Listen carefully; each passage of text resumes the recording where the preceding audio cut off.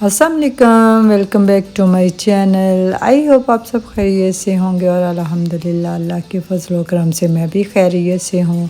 और अल्लाह ताला से दुआ है कि अल्लाह ताला हम सबको अपने हिफ्ज़ व ईमान में रखे, आमीन सुम्मा आमीन। तो चलें आज का व्लॉग स्टार्ट करते हैं। और यहाँ मैं सोकर उठ चुकी थी और तकरीबन 12 बजे का टाइम हो चुका था। और यहाँ हस्बैंड फ्रूट्स वगैरह भी मंडी से ले आए थे। और यहाँ सबसे पहले मैं आप लोगों को ये बताना चाहूँगी कि आज हम लोगों के घर दावत अफ्तार है। और ये दावत अफ्तार एक ओपन अफ्तार है जिसमें जिसका जी चाहता है वो आ जाता है। हम किसी को इनवाइट नहीं करते बल्कि सभी को पता होता है कि आज हमारी तरफ अफ्तार है तो सभी आ जाते हैं। और इसमें हम लोगों के रिलेटिव्स भी होते हैं, लेकिन मोस्टली मेरे हस्बैंड के फ्रेंड्स आगे उनके फ्रेंड्स और जिस चीज़ का जी चाहता है वो आ जाते हैं। तो यहाँ छत पर मैंने आकर देखा यहाँ आदमियों की अफ्तार होगी हमारी छत पर। और माशाल्लाह से ऐसे होता है जैसे कोई शादी वगैरह हो। तो यहाँ जी तकरीबन 4 बजे का टाइम हो चुका था और हम लोगों ने कहा चलें पहले हम तैयार हो जाते हैं। यहाँ मैं और इलाका तैयार हो चुके थे और यहाँ मेरी हेल्पर भी सारे घर को वो क्लीन कर चुकी थी। और यहाँ हम लोग इंतज़ार कर रहे थे अपनी दूसरी हेल्पर का, जो कि हमेशा हमारी दावत अफ्तार को हमेशा से वही संभालती हैं। तो यहाँ हम उनका इंतज़ार कर रहे थे। जब हम लोगों ने कॉल की क्योंकि वो थोड़ा लेट हो चुकी थी तो पता चला कि उनके घर थोड़ी इमरजेंसी पड़ गई है। उनके भाई को हार्ट अटैक का हो गया था जिसकी वजह से उन्होंने माजरत कर ली। तो यहाँ जी फिर हम लोगों को तो इमरजेंसी पड़ गई कि जल्दी से अब कुछ किया जाए, क्योंकि ज़ाहिर है कि हमारी वही हेल्पर्स हैं वो एक फैमिली अपनी को लेके आ जाती हैं तो वो सारी दावत अफ्तार को मैनेज कर लेती हैं। और जैसे कि फ्रूट्स वगैरह काटना, बर्तन धोना और सारा सेटअप्स लगाना और फिर अफ्तारी के बाद जितने बर्तन होते हैं उनको साफ़ करना और घर को सारा क्लीन अप करना, ये सारी उनकी ड्यूटी है। और वो सारी फैमिली आकर बड़े अच्छे से बड़े सालों से वही मैनेज करती है। तो यहाँ फिर मैंने कहा कि अब हिम्मत तो ख़ुद ही मारनी पड़ेगी। और मेरी भी अभी हेल्पर इधर ही थी घर वाली, तो उसने कहा आप टेंशन ना लें हम मिलकर कर लेते हैं। तो यहाँ जी टाइम थोड़ा था बट अल्हम्दुलिल्लाह जल्दी से सारा हो गया था। ये सारा आदमियों की साइड का सारा फ्रूट्स था जो कि इधर मैंने सारा सेटअप इसका लगा दिया था। और बाकी हम लेडीज़ का अभी मेरी जेठानी के घर जाकर हम उधर सारा सेटअप लगाएंगे। और यहाँ एक्चुअली ये मैं बताना चाहूँगी कि जो आदमियों को साइड का जितना भी अफ्तार का प्रोग्राम था वो तो मैंने बिल्कुल भी कवर नहीं किया। ज़ाहिर बहुत सारे आदमी होते हैं तो अच्छा नहीं लगता।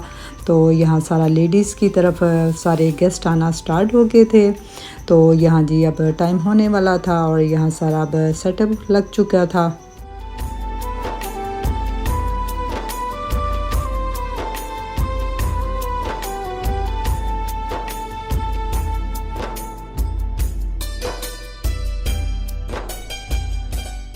और माशाल्लाह से यहाँ मेरी जेठ की बेटियाँ भी आ चुकी थी और माशाल्लाह से उन्होंने सारे काम संभाल लिए थे। और कोई पानी का सेटअप लगा रहा था और कोई फ्रूट वगैरह।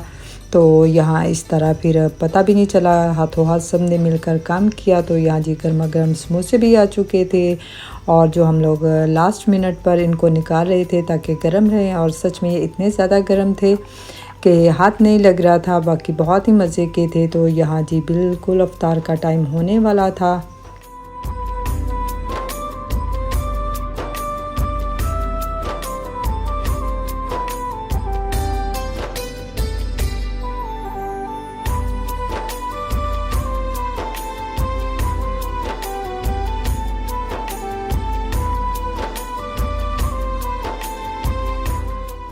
और यहाँ सब ने अफ्तारी कर ली थी और अब नमाज़ अदा कर रहे थे। और फिर हम लोगों ने सारी फ्रूट्स वगैरह जो पड़े हुए थे सारे उठाकर टेबल्स पर रख दिए और दोबारा से शीट्स वगैरह झाड़ कर उन पर नए सिरे से प्लेटें वगैरह रखी। और जैसे ही उन्होंने नमाज अदा की तो हम लोगों ने साथ में ही खाना लगा दिया, ताकि ज़ाहिर है कि सभी को फिर वापसी अपने घर जाना होता है। तो यहाँ जो रिलेटिव्स रह गए थे फिर हम लोगों ने उनको चाय शाय बनाकर पिलाई और थोड़ा टाइम गपशप लगाते रहे। बाकी शुक्र अल्हम्दुलिल्लाह बहुत अच्छे से दावत अफ्तार कंप्लीट हो गई। और बाकी थोड़ा आज के दिन थोड़ा प्रेशर होता है, ज़ाहिर है बहुत सारे लोग होते हैं और स्पेशली आज मेरी हेल्पर की वजह से थोड़ी टेंशन बन गई थी। बाकी अल्हम्दुलिल्लाह सब मैनेज हो गया।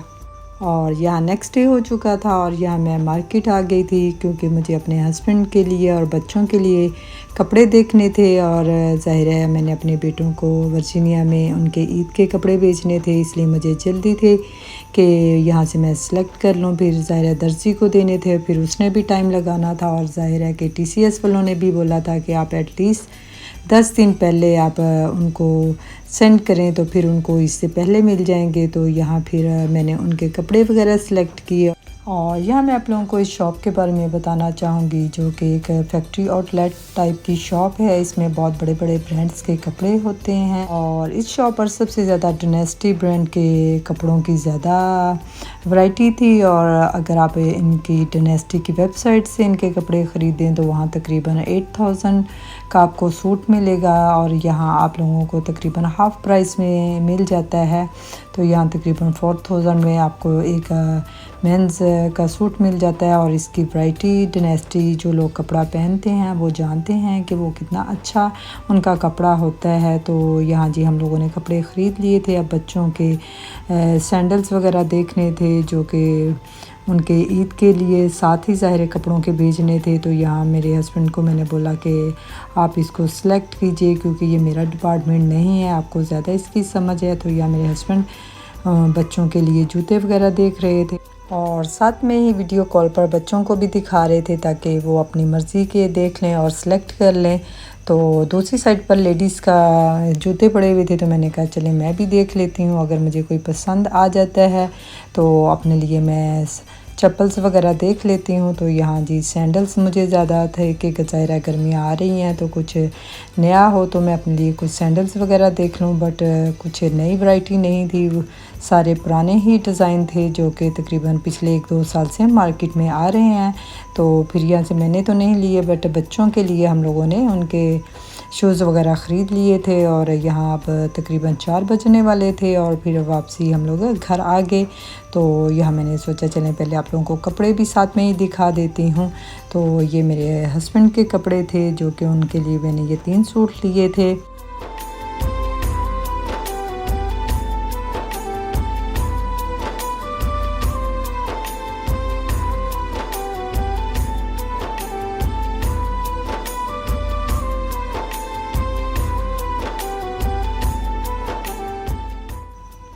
और ये कपड़े मेरे बेटों के थे, एक एम्ब्रॉयडर्ड नेक लाइन और कफ कॉलर के साथ था और एक सिंपल वाला था। और फ़र्स्ट टाइम ऐसा हो रहा था कि मैं उनके लिए कुछ कढ़ाई वाले कपड़े भेज रही थी, अदरवाइज़ उनको पसंद नहीं है। लेकिन इस दफ़ा उन्हें मैंने कहा कि आप लोग एक दफ़ा ट्राई करें, एक सिंपल भेज देती हूँ और एक एम्ब्रॉयडर्ड। तो उन्होंने कहा चलें ठीक है ट्राई करते हैं। बट मैंने कहा आप लोग कौन से इतने बूढ़े हो यंग हो, पहनोगे तो अच्छे लगोगे।